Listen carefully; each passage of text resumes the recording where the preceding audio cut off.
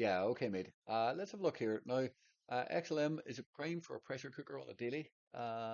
Definitely very interesting. Let's have a look into it. Um, what is this? This is the weekly. So you can see here, see the way it took a period of time here for this pressure cooker on a weekly to play out.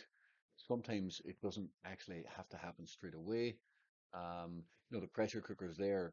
Sometimes it'll chop about for a period of time before actually getting the move. So I just thought I want to show you that as an example. Um, we'll move back to the daily actually and just look at it. Yeah, okay. So we've definitely had some sort of kind of consolidation in the pressure cooker there. It doesn't mean it can't go further. It can go further, but if you actually look down here, this is a major low that we have stop hunted. That's a deviation stop hunt below the low right there, and above this white line now. Technically, it is bullish. Now there is no real increase in volume down here.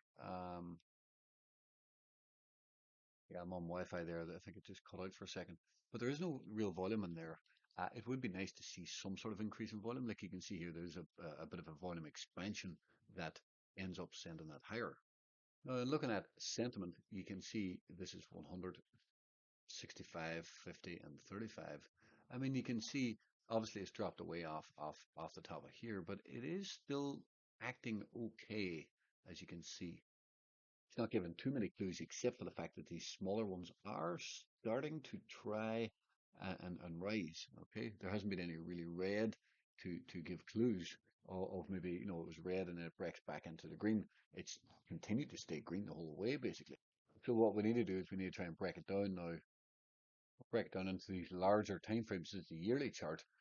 It is very interesting. If this was a new year, I would say this looks great to try and go higher. Okay, this would look great. The problem is that this so far is an inside bar on a yearly candle, and we have 8 months left. So it has a lot of work to do because we've took liquidity above down here, and we are now flipping red. Technically, that's bearish. Technically, it still is bearish in a way because we've taken liquidity above.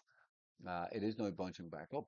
So it makes it difficult to do something real here. It doesn't mean it can't bounce back and start flipping green and moving up again, but because you've taken liquidity and rejected and came down, it makes it not so easy to move back up. But it's always possible, of course. You can get whipsaw on the market. Like this, I do like. Now, here it failed. See this?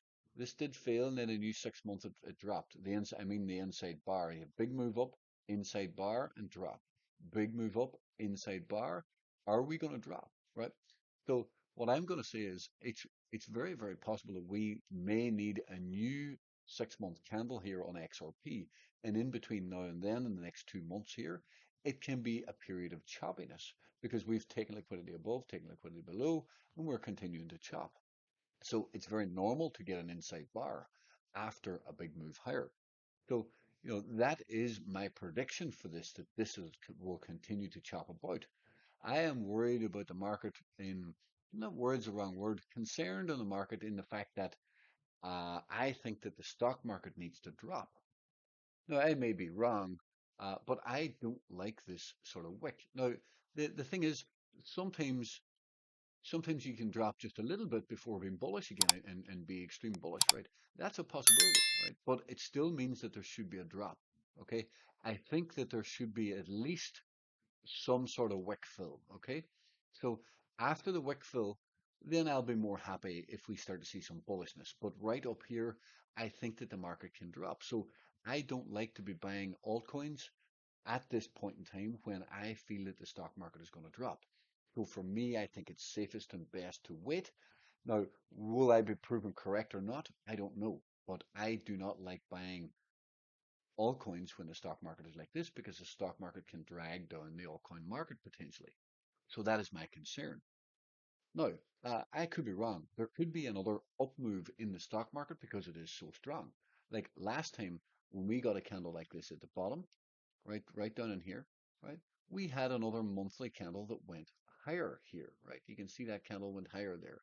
So we have done the same here. So I am weary about the stock market, but this looks pretty good, okay?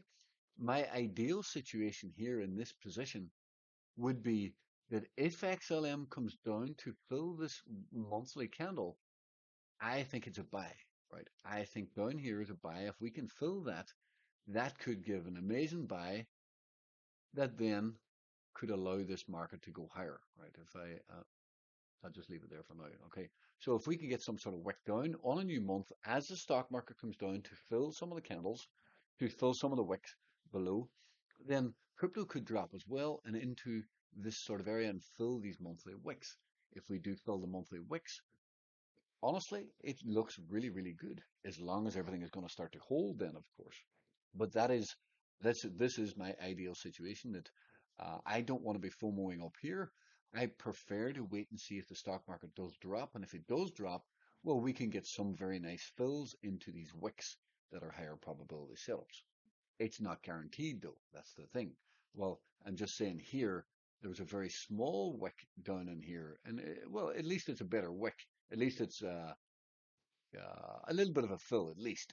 I would have preferred it to come on down lower, but we need to watch and see what happens on a new month here. There's only 1 day left.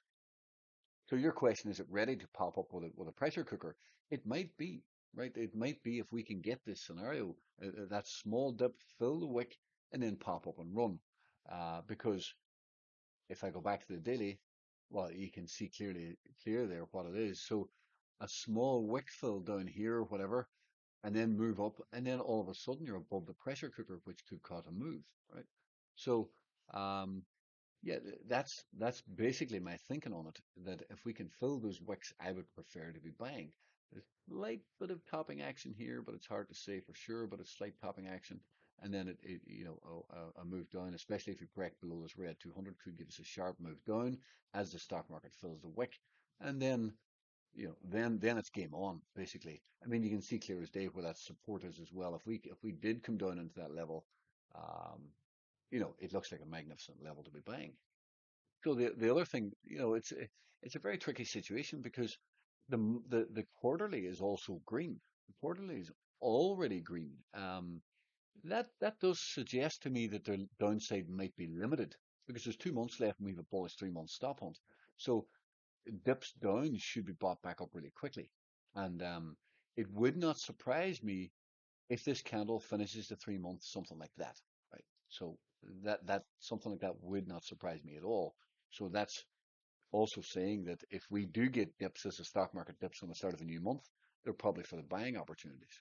The worry is that the stock market doesn't dip, leaves a giant wick there and continues to go higher. That would be frustrating because it would mean maybe to miss some of the moves. There's also the option of just trading a new month. Uh, let's go to a monthly. On a new month, what you'd want to see is you want to see a very small down wick on the first couple of days, something like that, and then pop up and flip green, and you look to get long on that. That is the way to buy into it with a very tight stop.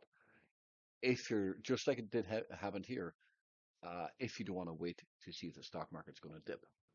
So anyway, mate, yeah, there is a very real possibility that pressure cooker can start to play out and start to push up. Um, it does look good. It's had a lengthy consolidation. It's had a bullish stop hunt down here on the lows, which is a monthly and quarterly bullish stop hunts, and now it's coming up and trying to be bullish. A small dip in here could be very, very good for a buy to then break out with this pressure cooker. Anyway, mate, yep, I hope you're well.